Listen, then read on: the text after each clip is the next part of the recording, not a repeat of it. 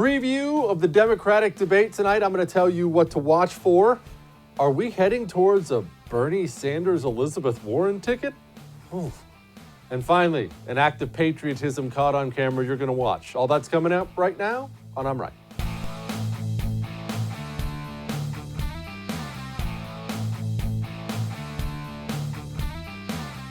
Ladies and gentlemen, tonight is debate night, and if you thought the last one was entertaining, well, get ready because I'm guessing tonight will be twice as much because we already have Nevada caucus results. We got South Carolina coming. We have Super Tuesday coming next Tuesday. I figured that out.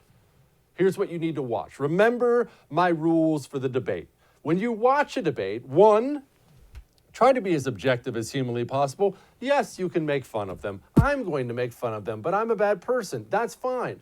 But view your opponents as objectively as you can. Who do you want to face? Who don't you want to face? Who do you think would be appealing to the relatively non-political voter? And understand this about the debate as well.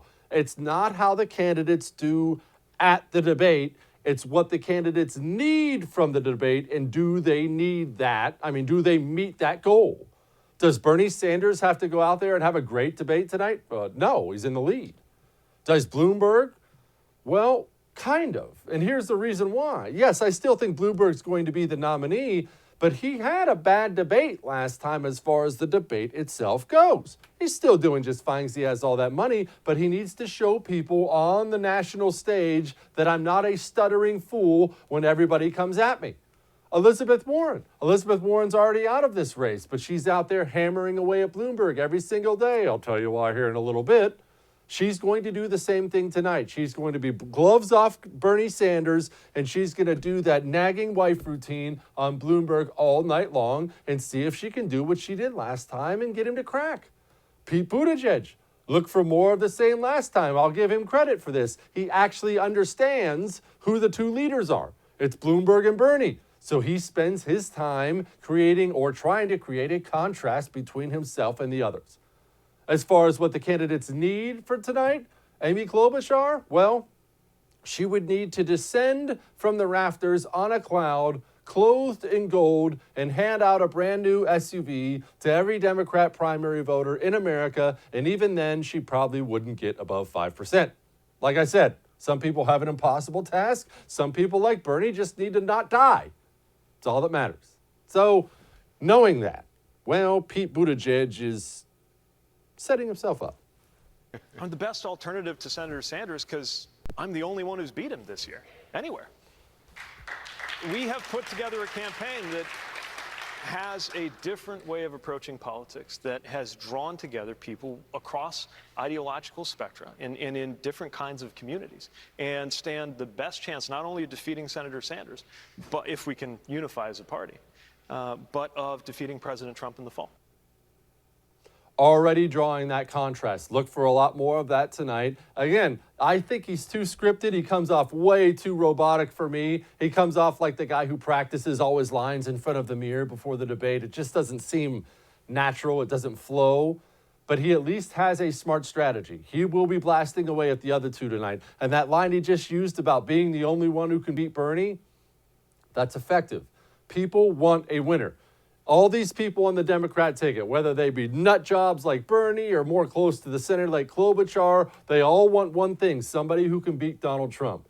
And so when they have a candidate and they feel that that candidate is inevitable, they're all going to jump on board, meaning Buttigieg has to withstand that. And he's in danger of that right now. Rest assured, ladies and gentlemen, if Bernie Sanders were to do something crazy like take South Carolina and then maybe clean sweep or almost clean sweep all the states on Super Tuesday, well, then I will have been wrong about Bloomberg being the nominee. This primary is over. And you know what that means? Yeah, that's 1 week from now. 1 week from now, this primary might be over. So when I tell you to tune in tonight because Pete Buttigieg, for all the other things I don't like about him, is smart enough to know that. He has 1 week to stay alive. They all do. And we'll see what they do about that tonight. Michael Bloomberg, not going to let Bernie Sanders get away with just blasting away at him, comes back at Bernie and says, quote, "The NRA paved the road to Washington for Bernie Sanders. He spent the next 3 decades making sure they got a return on their investment. We deserve a president who is not beholden to the gun lobby. What's he talking about? Well, Bernie's from Vermont. Vermont, even though, I mean, they're kind of crazy, it's halfway Canada, it's pretty pro-gun. So as big of a socialist nut job as Bernie is, he actually has not been terrible on guns throughout the years, which is funny. He's the only socialist in history who actually wants to leave the people kind of armed so the government can't execute all of us. So at least I'll give him credit for that.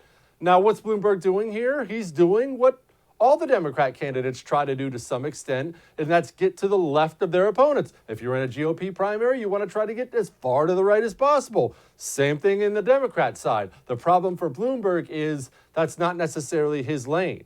You can't get to the left of Bernie Sanders. There is nothing left of Bernie Sanders except for Mao. Bloomberg needs to just own the fact that he's a moderate. I actually don't like this attack. I don't think it's fruitful at all. Now, I've always asked, especially over the last year, is the Democrat Party going to right itself? Are they going to finally drop some of this leftist, intolerant insanity and move back towards the center again, which I believe they have to do in order to win national elections? No, I know the country's not fire-breathing conservatives like I am. I get that. But they're also not left. They're not Bernie Sanders. That's just not the kind of America we have. Well, there's this new thing out there, the Big Tent Project. They appear to want to move the party back to sanity. Socialist Bernie Sanders promises the world, but at what cost? $60 trillion in new spending, losing our private health care. Largest middle-class tax hike ever. The cost? Another 4 years of Donald Trump. It's effective. It's going to be effective because even Democrats, lots of them, look at the price tag on Bernie's things and they go, that doesn't seem possible, right? All the Democrats in the country are not these nutball college students you see flocking at Bernie Sanders' rally. Lots of them, they're like Democrats in my family.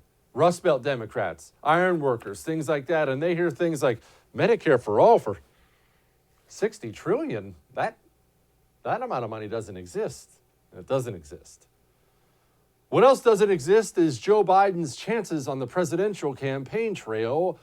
This time he's running for Senate and talking about another Biden, and just watch for yourself. And you're the ones that sent Barack Obama the presidency. And I have a simple proposition here. I'm here to ask you for your help. Where I come from, you don't get far unless you ask. My name's Joe Biden. I'm a Democratic candidate for the United States Senate. Look me over. If you like what you see, help out. If not, vote for the other Biden. Give me a look, though, okay? That's all I've really got to say to you. I'm about... What? I'm running for Senate. I'd like a look. If not, vote for the other. But there's no other Biden. Guys, there's no other Biden, right? Yeah, there's no other Biden in the race. Can we end this? Can we end this? Again, does Joe Biden have nobody in his life to say, Joe, I love you. You had a good run. There's no shame in being a United States Senator for 30 years and Vice President for 8. Brother, that's something nice to have on the resume, a lot more than most people do. Walk away. Set the ego aside and walk away. And if there's anybody who knows about setting their ego aside, it's definitely me. Even the Black Lives Matter people say, Joe, it's over. I think for former Vice President Biden, it should be time for him to stand down. He comes from an old guard mentality, an old establishment, voted for the crime bill. It's just important that he takes a step back for new leadership, for people who want to change the party. It's over for Joe.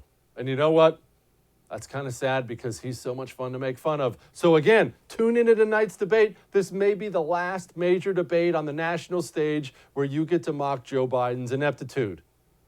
All that may have made you uncomfortable, but I'm right. All right, we got Dave BRAT on. We got some great patriotism to show you. We have, well, you'll just have to wait and see. Hang on. Joining me now, columnist from the Washington Examiner and author of the book Privileged Victims, Eddie Scarry. Eddie, what is a privileged victim? What are you talking about? Well, I noticed that there's this whole new class of people that have just kind of sprung up at seemingly overnight, but it's actually been in the works for probably the last 3 or 4 decades, but it's people who they claim some type of victimhood, always on the basis of race, gender, sexuality, and there are certain privileges that now come with that. You can get money, you advance in society, you can get promotions, you get national attention in a lot of cases. And I would say the perfect example of that was Jussie Smollett. The one regret I have about his situation was that he didn't wait until February 25th to do his hate crime hoax, because that's when my book came out. But he basically, according to Chicago police, said that he wanted, or they allege rather, that he faked this hate crime because he wanted a promotion at his Empire show on Fox. He wanted more money. He wanted more attention. And what happened? So he fakes it. He says, I was victimized by the privilege. The privilege in this case were the Trump supporters, the white male Trump supporters that he made up. And what he wanted, national attention. He got it. He got it for a little while. It turned out he was faking the entire thing. But that's what we mean when we say privileged victims. You said it's been 30, 40 years. When did this begin? I see this SJW nonsense everywhere. I mean, it's even eating the left at this point in time. Where did it come from? Yeah, and you're exactly right. It's a social justice thing. But what's something that a lot of people don't understand, I didn't understand it until I started researching this book, is that that's an ideology. That's a way that people think, and it's infected every part of our culture. It's infected academia, the national news media, the Democratic Party for sure. I think we're seeing the first intersectionality primary, another term that comes from the social justice mob. But it basically, social justice ideology is this just an amalgam of every single bad idea that we've seen from the left. It's feminism, it's Marxism, it's communism, socialism, queer political theory, critical race theory. Every single one of those is all combined into one thing, the social justice ideology. And yes, it goes back, again, if you take every single one of those schools of thought from the left, it goes back again, like to even as far back as the 50s, and it's influenced by a lot of French philosophers, French theories, but what we ended up with was social justice.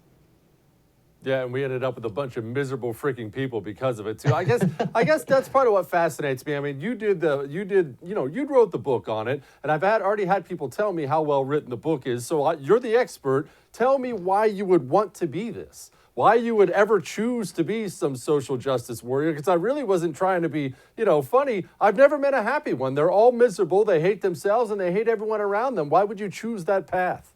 You're right. It is a miserable ideology. I think just researching the chapter on the history of it was probably the worst part of my life that I've lived so far.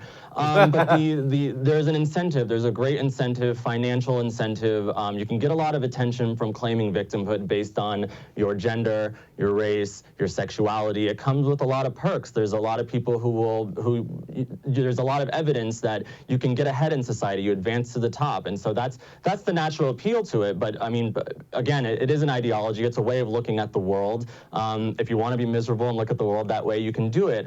The other side is it comes with a lot of advantages. All right, debate night tonight. We got Bernie, we got Biden, we got Buttigieg. What do you think happens tonight do you think the candidates, I guess I should ask more specifically, you think they finally wake up and start going after Bernie? Because I have to tell you, man, the last debate shocked me. I wasn't shocked they went after Bloomberg, but they all handled Bernie with kid gloves. He's winning. Well, they would be smart to do that. There is actually an entire chapter in my book, Privileged Victims. It's exactly about the Democratic Party and about what we're seeing is the first social justice primary ever take out. I think it's only a matter of time before the Democratic Party is called the Social Justice Party of America. And why is he excelling? He's excelling. I just wrote about this at the Washington Examiner. He's seen his candidacy really surge and the popularity of his campaign really surge because he's a social justice candidate. He spends every day in and day out calling America racist. At the New Hampshire debate, you wouldn't see much coverage of this, but he actually said at the New Hampshire debate, America from the top to the bottom is a racist society.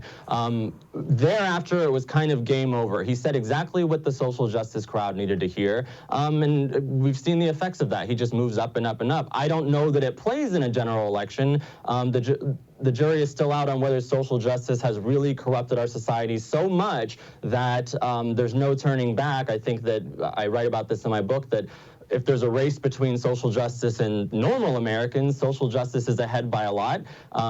There's evidence of that within the Democratic Party, but we're still checking. There's a fight or flight response I think we're looking at.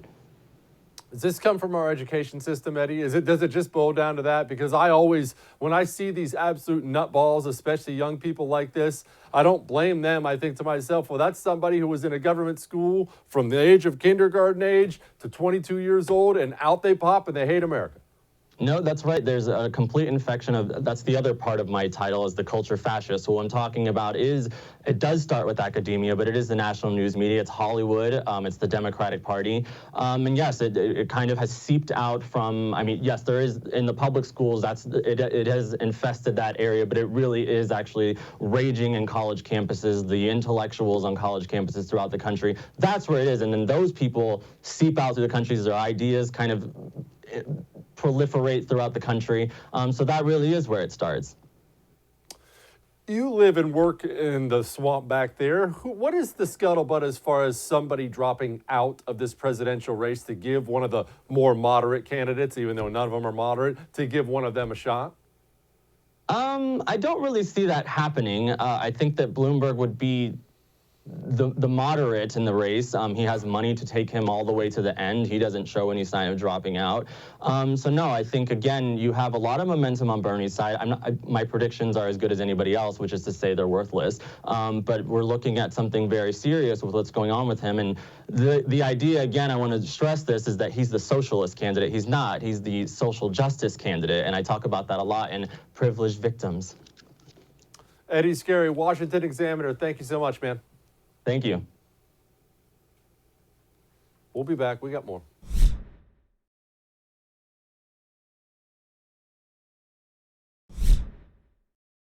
Well, here's an issue Bernie Sanders is going to have. In fact, it's an issue that Mike Bloomberg's facing. It's an issue that hounded Donald Trump. It's an issue that hounds lots of these guys when they run for president. And that issue is, well, in this day and age, there's video out there on you. There's audio out there on you. Bernie Sanders has been in politics, since the Bay of Pigs. Bernie Sanders has been around, meaning he's said lots of dumb things. And when you've been a commie lover for that long, your resume is pretty bad. You're going to be on video saying very, very bad things. Bernie, again, honeymooned in Russia, the Soviet Union at the time. Bernie is fond of Castro. It is unfair to simply say everything is bad with the way Fidel Castro ruled in Cuba. Now, Democratic members of Congress who represent Cuban Americans in Florida, obviously you got to win there, they're attacking your comment as absolutely unacceptable, singing the praises of a murderous tyrant. Response. The response was when Fidel Castro first came to power, which was when? 59? Does that sound right? 59-60. Okay. You know what he did? He initiated a major literacy program. There was a lot of folks in Cuba at that point who were illiterate. And he formed the literacy brigade. You may read that. They went out and they helped people learn to read and write. You know what? I think teaching people to read and write is a good thing. I have been extremely consistent and critical of all authoritarian regimes all over the world. Couple things. First of all, that's a very smart move. I hope everybody thinking about running for office pays attention to exactly what Bernie Sanders did right there. Republicans, Democrats, no matter what. He got caught on camera, and look, it's not like it's the only thing he's ever said that's pro-horrible authoritarian, but he got busted. They read it to him. He didn't lie about it. He didn't run from it. He owned it. Yeah, I thought he taught him how to read. Now, granted, he's an old fool and he's totally wrong, but that's smart. That's the way you handle these controversies. We make fun of Joe Biden all the time. Joe Biden sunk his campaign by running away from the Ukraine thing. Well, he didn't do anything wrong. Nobody said he did anything wrong. Are you saying it? Shut up, idiot. That's not the way you handle controversy. Joe Biden should have come out immediately and said, yeah, he did it. Shouldn't have done it. Wish it wouldn't have happened. Totally own that. Would have been gone like that. So when Bernie handles things like that, take notes, people. That's smart. 2, when they say you need Florida, they're obviously talking about the fact that Florida is a swing state. Let's assume Bernie is the nominee, which I still don't think he'll be, but let's assume he is. You don't win the presidency now, really, unless you win the Rust Belt in Florida. I mean, let's just be honest. It's one of the most critical swing states, if not the most critical swing state in the country. And it's razor thin every time. It's so close. You know what Florida has lots of, ladies and gentlemen? Cubans. You know what the Cubans in Florida are not fond of? Fidel Castro. If the line is really, really, really close for Bernie Sanders in Florida, that is not going to help him, ladies and gentlemen. That is not going to help him one little bit. And that's the problem when you have this long resume of, public statements that are horrific, that are praising the Soviets, that are praising Castro. And Bernie can do this thing that all the Democrats try to do now. Well, it's not socialism. It's not communism. It's just Medicare for all. I don't want to be an authoritarian, Bernie says. No, you just want to take away my health insurance and confiscate 60% of my labor? Or you'll throw me in jail? That sounds pretty authoritarian to me, doesn't it to you? They're all authoritarians, people. Unless you're running on shrinking the government, getting the government out of my life, they all want to control you. Don't trust a single one of them, ever. So, which brings me to Elizabeth Warren. Oh, Elizabeth Warren. You all remember her from the last debate. Blasting away at Bloomberg. Both barrels of that shotgun blasting away at Bloomberg. It was as if Bernie wasn't even on stage. Warren was bringing up Bloomberg's NDAs. She was bringing up Bloomberg's crass words about women. I think he called somebody a horse-faced lesbian. Clearly not going to go over well with the lesbian crowd. Elizabeth Warren didn't lay a glove on Bernie Sanders. Now we have a Zogby poll comes out today that says Elizabeth Warren, if she's on the Bernie Sanders ticket as his VP, that beats Trump Pence in 2020. Now, no, you don't have to believe that. You shouldn't believe that. That's probably idiotic. I'm not saying dismiss all the polls you don't like, but let's be honest, that's probably not realistic. But we also have Warren on stage, and she's been real consistent about this, saying this. That was the crash of 2008. No, Mike Bloomberg, you don't get to blame it on African Americans.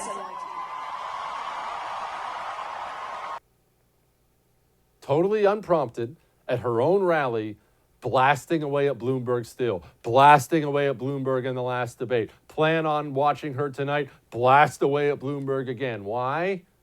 Well, I'll tell you why, people. I wouldn't be surprised if her people were the ones who pushed that Zogby poll out there. You think it's an accident? Elizabeth Warren all of a sudden gets up on stage and she becomes Bernie Sanders' hatchet man, and she's blasting Bloomberg at everything, and now there's a poll that comes out saying, Sanders-Warren would beat Trump-Pence. Elizabeth Warren is doing an audition, people. Tonight at the debate, what you're going to witness is not Elizabeth Warren running for president. She's smart enough to know that ship has sailed. You're going to witness Elizabeth Warren auditioning to be Bernie Sanders' vice president. I have no inside knowledge of the Bernie Sanders campaign. Apparently, I need to up my game against the commies. But I will tell you this, it doesn't hurt. When you're standing on that national stage and you have 6, 7 candidates up there, and the one guy who's your main opponent in the race is taking pot shots at you, and you know that you have the freedom to just give your lofty, stupid statements like he does because you have your pit bull sitting next to you that's going to blast away at him all night long on your behalf, doesn't hurt, right? And it pays to build up favors in this life, not just in politics, anywhere in life. It pays to have a whole lot of people who feel like they owe you a favor versus a whole lot of people who are looking forward to slipping a knife in your back the first chance they get. Elizabeth Warren is building up favors right now. She did that thing a couple weeks ago. Everybody remembers where she called Bernie a liar or something stupid like that. That lasted about 30 seconds.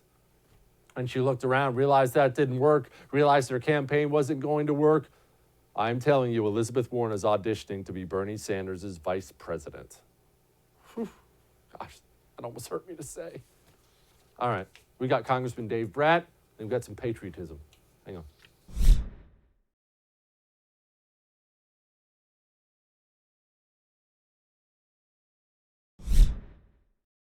Joining me now, one of our favorites on this show, former GOP Congressman and current Dean of Business at Liberty University, Dave Bratt. Congressman, Bernie Sanders seems to be really okay with communism, uncomfortably okay with communism. And that's not exactly news that Bernie's a leftist, but my question is, Bernie's not a moron, I don't assume. He's old, so he's got plenty of life experience. How could anybody still be pro-communism at this point in time?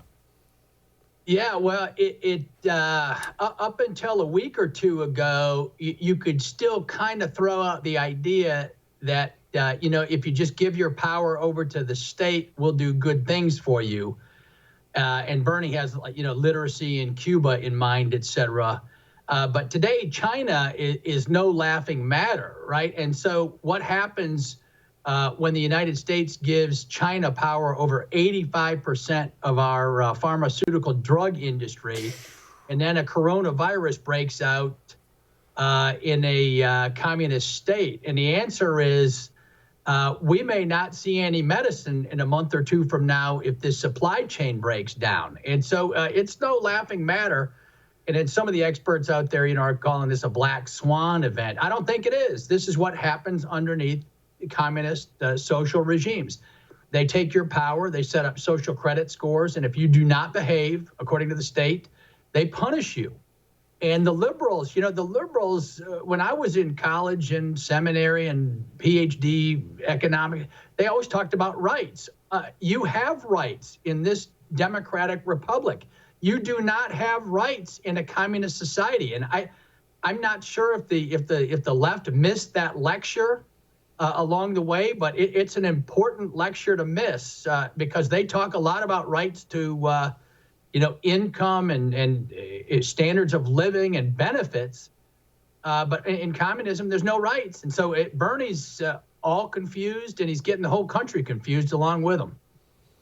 Congressman, I have to tell you this again before I ask my next question. I am stupid, and I could never have gotten into Liberty University. So you need to break this down for me as dumbly as possible. How did China possibly get control of 85% of our pharmaceuticals? How is that possible?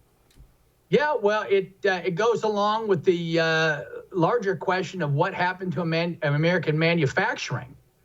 And so, I'm a free trader. I'm for free trade. The problem is China is not. They're a communist regime.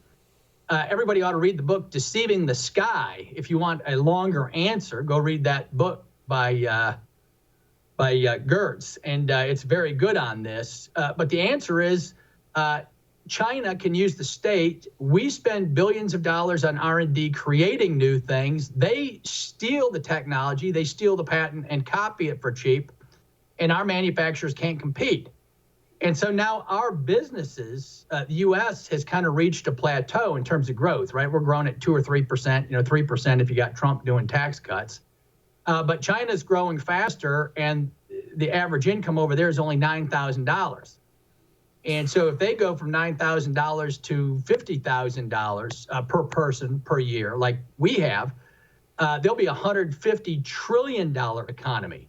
And so all of our businesses are flocking over there, and they're following the lead of communist international norms instead of free market norms.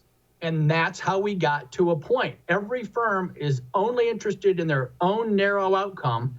They're all pursuing that. And if we don't hang together, right, the old saying, we're going to all hang separately. And so we have to establish, President Trump is starting to establish these international norms that, it just ought to be reciprocity, right? If they want to be on our New York Stock Exchange, we ought to have access to their exchanges. If they want to send students here, we should be able to send students there. If they want to have media here, we ought to have free, open media there, including Google. And that's a bit of how we got there. It's kind of simple. Our business folks used to be better leaders, and they know better than to mix it up with China, but they're all going there to pursue the almighty dollar, unfortunately. I'm a big freedom guy, of freedom doing what you want, but I hear you tell me things like that, of our businesses flocking over there to save a buck, to make a buck, and funding really our only significant enemy on the world stage. And I think to myself, something should be done. At the same time, I don't want a bunch of government bureaucrats kicking in the door of Google and taking things over, because that sounds like the communists we hate. What should be done? What is the right thing to do? Yeah, I mean, you just we have international norms like with Europe, right? And the European Union has norms across the European space that they have to sort out some of these. What's the trading relationship look like? What rules are you following? And we need to do that with China. And if they won't play ball, unfortunately, we have to do more than tariff. Tariffs are in the 500 billion range, and President Trump's having a hard time fighting that fight because of all the establishment forces. The capital flows across borders are in the 10 to 50 trillion dollar range, and we have plenty of leverage, right? China is trying to get into all of our index funds. J.P. Morgan has a weighted fund, and China's long run view is very clear. If you get enough Americans investing in China, eventually, we won't be able to do any policy that's adverse to China's interests, or you'll be hurting your own retirement account. And so once you get that logic, then you see very clearly we better take action. And it's just reciprocity. It's just the golden rule. Treat others as you want to be treated.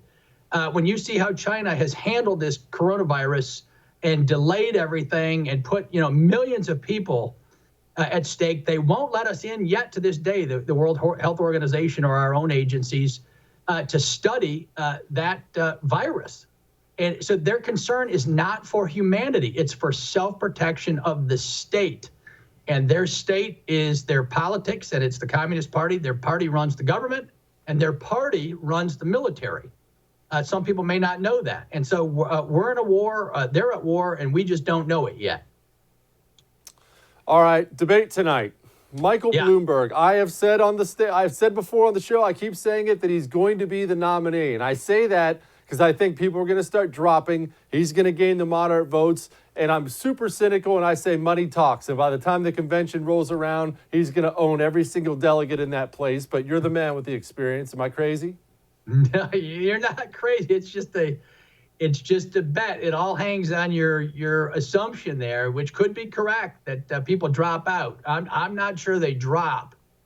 And then, right, you're going to have this, the Democrat Party's going to have to figure out some way to steal it from Bernie, right, with the way they hold that convention. And boy, that's going to be fireworks if that happens. But the billionaires on the left and the special interests on the left definitely want Bloomberg. And so that's a lot of firepower you got on the side of your argument. I would still bet on Bernie making it through, only because they stole it from him last time.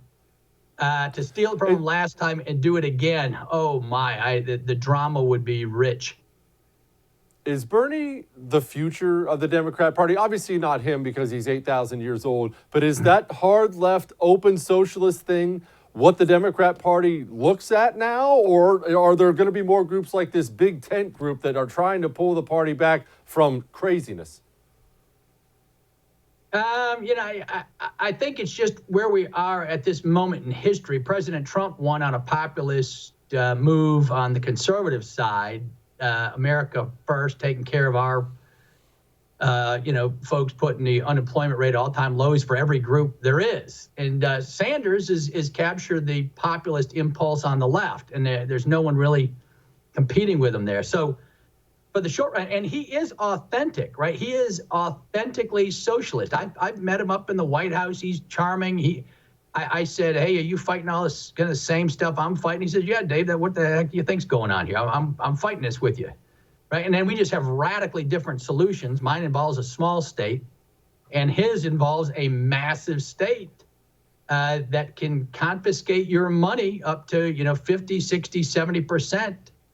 And at some point, the American people got to say, I do have a right to my life where I earn money all day and I work really hard all day. The state doesn't get to take all my time away from me. All my money and all my time I spend all day for my family and for others who I choose to help. The state does not have a right to take that from me. And so we're not there yet, though. I'm shocked. Dean of Business at Liberty University, Dave Bratt. Congressman, I'll see you this week. All right, looking forward to it. Get me on up at CPAC. We'll get you on. Appreciate you. All right. You're going to want to see this kind of patriotism, and you're going to want to duplicate this kind of patriotism. Bring your kids in the room for this one. Hang on. I love patriotism.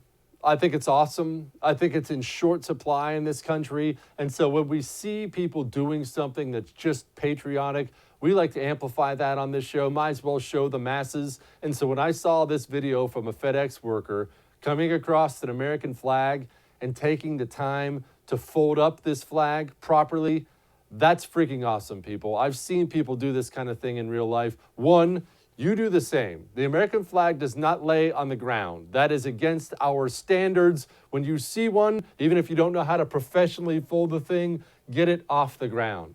But to watch somebody take time out of his day to stop his truck, this is a man out there on the job. He's not getting paid for that. To stop his truck, get out, make sure the American flag is folded and stowed properly. I love that. And you know what? As much as we fight about things in politics and Democrats and Republicans and everything else, don't ever, ever, ever forget to count your blessings, ladies and gentlemen. If you live in the United States of America, you have a good life. You have a life that people throughout history would have killed for. You have a life that people across most of the world today would kill for. You have a 1 in 36 chance of being born in the United States of America. Every day you reside here is a gift from God. Treat it as such. All right. We'll be back tomorrow. Hang on.